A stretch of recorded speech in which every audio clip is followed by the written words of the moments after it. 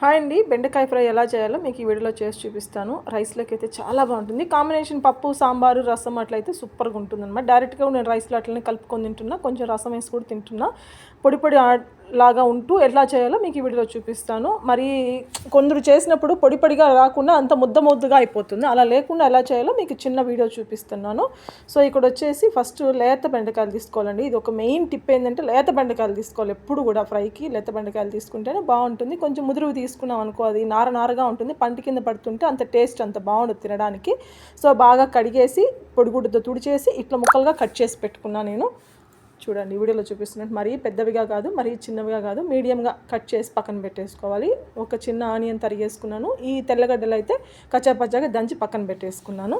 ఇంకొక ప్యాన్ తీసుకొని ఒక 3-4 స్పూన్ ఆయిల్ వేసేసి దాంట్లోనే ఇట్లా పల్లీలు వేయించి పక్కన పెట్టుకున్నాను. ఇది మీడియం ఫ్లేమ్లో పెట్టి చేసుకోండి, ఎందుకంటే పల్లీలు కుక్ అవ్వకుండా మాడిపోయే ఛాన్సెస్ ఉంటాయి.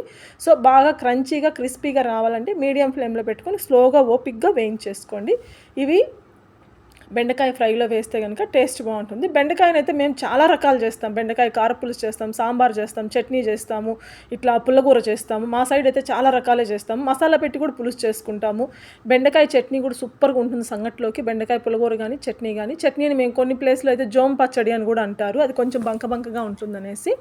సో అట్లా పల్లీలు వేయించేసి పక్కన పెట్టేసినాక ఆయిల్ కొంచెం వంపేసి కొంచెం ఆయిల్ పెట్టుకొని దాంట్లో ఇట్లా ఆవాలు వేసేసి కొంచెం జీలకర్ర, కొంచెం పచ్చనగపప్పు కూడా వేసుకొని వేపేసుకోవాలండి. ఇలా వేపేసుకున్న తర్వాత మాడిపోకుండా చూసుకోండి. కొంచెం మీడియం ఫ్లేమ్ కానీ సిమ్లో కానీ పెట్టి ఓపిక్గా చేసుకోండి. టేస్ట్ చాలా బాగుంటుంది. ఇలా మేమైతే చపాతీలోకి, రైస్లోకి ఇష్టంగా తింటారు పిల్లలు కూడా. సో ఇలా వేపేసుకున్న తర్వాత ఆనియన్ వేసేస్తాము. ఆనియన్, కరివేపాకు వేసి వేపేసుకోవడమే. ఇంకా కొంచెం మరీ వేపాల్సిన అవసరం లేదండి, ఎందుకంటే బెండకాయ వేస్తాం. బెండకాయ వేగిపోయేటప్పుడు ఇది కూడా వేగిపోతుంది. ఒక 2 ఎండుమిర్చి కూడా తుంచి వేసుకున్నాను. మరీ ఎక్కువ వేగకుండా చూసుకోండి. ఇప్పుడు మనం కరివేపాకు, ఆ తెల్లగడ్డ కచ్చాపచ్చాగా దంచి పెట్టుకున్నాం కదా, తెల్లగడ్డ కూడా వేసేసుకొని ఇంకా ఇట్లా కలపెట్టేసుకోవడమే.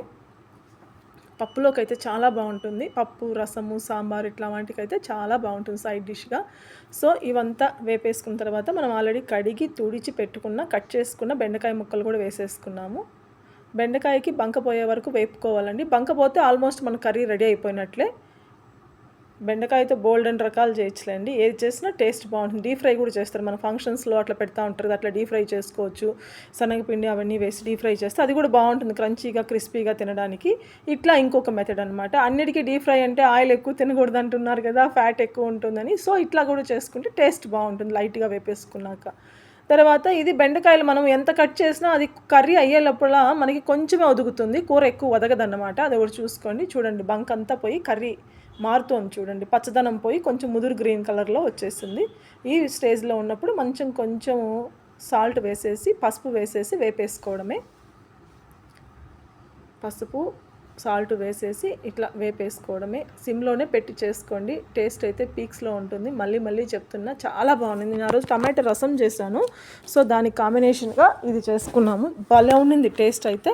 సరే కర్రీ అంతా దగ్గర పడిపోయిన తర్వాత కొంచెం కారం పొడి, కొంచెం ధనియం పొడి వేసేసి వేపేసుకోవడమే. అది కొంచెం ఆ వెజిటేబుల్స్కి అంతా పట్టేసి, ఆ బెండకాయకి అంతా పట్టితే చాలు కారం పొడి.